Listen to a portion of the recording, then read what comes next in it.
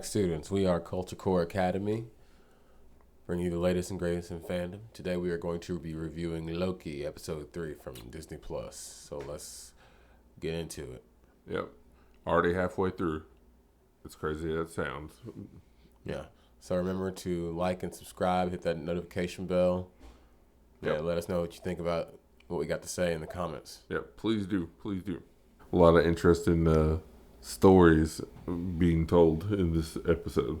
Yes. We do not appreciate starting off that, Marvel, you give us 2 good chunky 50-minute episodes and then you break us off with a good 40, with a little 40. Like we weren't going to notice. Mm-hmm. Yeah. Like, y'all did us wrong. We really don't appreciate it. Yeah. So we started out by seeing Lady Loki, or now known as Sylvie, using enchantment to procure information from one of the TVA agents. The TVA, yeah. Agents. One of the TVA agents to get info on the timekeepers. And she's got some pretty strong magic because she can create a whole world in somebody's head and have them think of something. A lot of psychic projection, an illusion, based enchantment. Well, a Scarlet Witch type deal. Green Scarlet Witch, but this is a Loki, so. And there,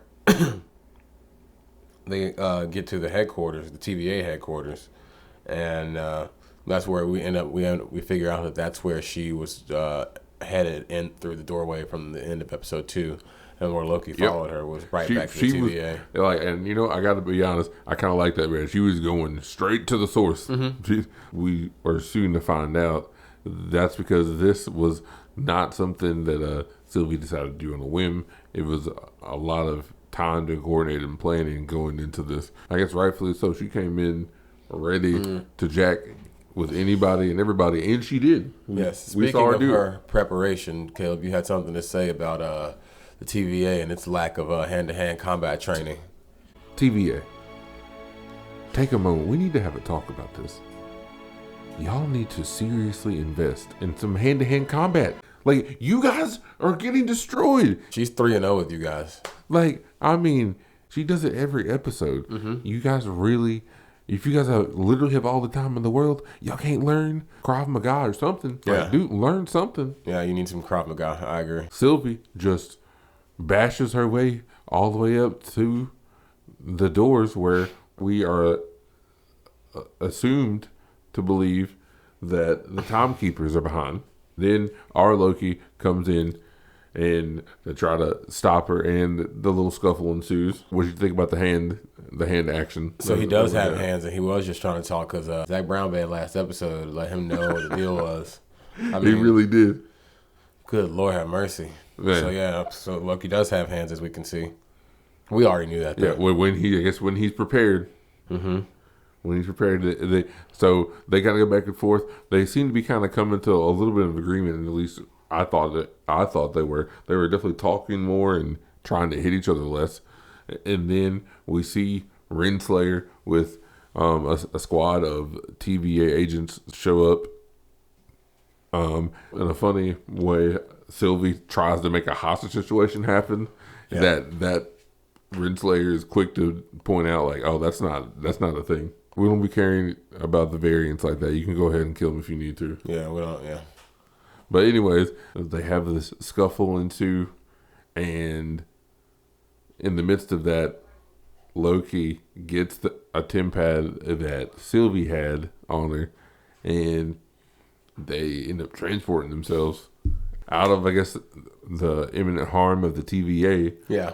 And into a mysterious place. And where do they end up being? Lamentis. They were in Lamentis. And here's the thing. Comic book deep cut. It's a comic book deep cut. If you have never heard about Lamentis, it's okay. We hadn't either. All right, so when we get to Lamentis, our Loki variants are crashing down on the moon of Lamentis while the planet is blowing up, about to destroy the freaking moon. It's not where you really want to be. It's located in the edge of Kree space, and one thing, I think it has a lot of Kree inhabitants, possibly because there's a lot of Kree writing on the outside of the structures when you see them like walking through the city and stuff. Lots and lots of Kree language. So they get there, they, I guess, one initially kind of fight, but they kind of quickly realize that this is the place they kind of need to like just focus on getting out of and escaping. Mm-hmm. So I mean that's good. And they problem is that the TemPad is low on juice, low battery, and I got to be honest, as high tech and evolved and all this futuristic stuff that all these people have, nobody's got power banks. Yeah. Like, something like that's going to happen. I didn't think about that. Ain't nobody got, like, a charger on them or anything. Well, Loki was never allowed to have a TemPad, was he? Yeah, well, I guess I'm really just more talking about Sylvie. Like, he didn't think for that. You know. Did they have, because she stole everything off of him, so she don't care. So they go looking around. They end up running into some helpful information in a difficult way, though. Your boy Loki got blasted. Both of them. Yeah, they both got blasted. They got busted. They got blew back. Yeah, they ran into a villager. Both of them. A villager that definitely blasted both of them. Mm-hmm. But then also after that, gave them some useful information, let them know what was happening. That there was a train set up that was, I guess, trying to plan an escape. Mm-hmm. To lead towards an escape off of the moon and away from the situation. And that is the direction that the two Lokis decide to go to. First of all, Loki is quite low down for turning into her husband after he just looked at a picture through the window. Loki ain't shit for that. So that's kind of low, but I mean, also that's why he deserves to get blasted. That feels very on brand for Loki. So, anyways, they pull up to the train, and guess what? Train situations and high stakes games. Mm-hmm. Rich people getting catered to, and poor people struggling to get on the train. Mm-hmm. What is new? Very Snowpiercer-like, if you ask me. But, definitely. We see these two conspire to do what I guess they do best and plot a way to sneak on to a scheme, the vessel. One of Loki's schemes. Yeah, each of them doing it in kind of their own way and collectively, getting what they needed. So they are on their train. And this is where we have some heart to heart with the characters and the backstories. They take this time to learn from each other about each other and the differences that they had coming to the point that they're at in their lives as Loki variants. And I wonder if we're going to see some more Loki variants, because I know we see the President Loki, but I wonder if that's our Loki and then a different Loki variant is possibly this Richard E. Gant's character has still yet to be revealed. I wonder if he's an older Loki who's plotting against the Timekeepers for real. Possibly. I think that this Loki and Sylvie scene in the train is a foreshadow for them learning each other's abilities. Because both of their abilities were taught to them. That's true. And they both definitely discussed kind of how that works for them. I thought it was also very interesting how, even though they definitely had some differences, how also all Lokis kind of have some of those core things that make them connected to each other. Mm-hmm. That was kind of interesting. Anyways, after that heartfelt one-to-one conversation about life and love and family and whatnot, our Loki then proceeds to get smashed. Throwed, bruh. Just lit. Awesome Mad Dog 2020 looking wine. He was drinking some Thunderbird. He was on it. He was on it out here dancing and singing sauce, causing way too much attention to themselves. And guess what? Somebody notices, the fight breaks down, and it was kind of funny. It was kind of fun, should I say, watching them two go down and they had hands for them. Yeah, and fight people in there. It was very great. I mean, watching Loki throw that dude through the window was awesome. Got a little too overconfident, and then got himself thrown out the window. Dumbass. I'll be honest. really reminded me of when you used to see freaking Uncle Phil throw jazz out of the house on Fresh Prince. That's basically what happened. That's basically what happened there when Loki got thrown out. Sylvie follows because Loki's had the Tim pad on him the whole time, kind of holding that bargaining chip. But when she follows, the Tim pad is not strong enough to kind of survive the impact that Loki just went through, and it's broke. That's through, bro. They get to the arc. They get towards this area on. They get to this urban area on Lamentis. The apocalypse starts to happen. This moon starts crashing down everywhere. Yep, more little meteor shower things are happening. Mm-hmm. Never good. They're all running around. They can see the arc in front of them. They're running towards it. And then Loki has some mild telepathy. I guess that he can increase the power of it under stress situations. I'm glad you brought that up because, did anybody else see that? Loki did some super feat stuff that I've never seen him do. Yeah, just kind of on the fly there.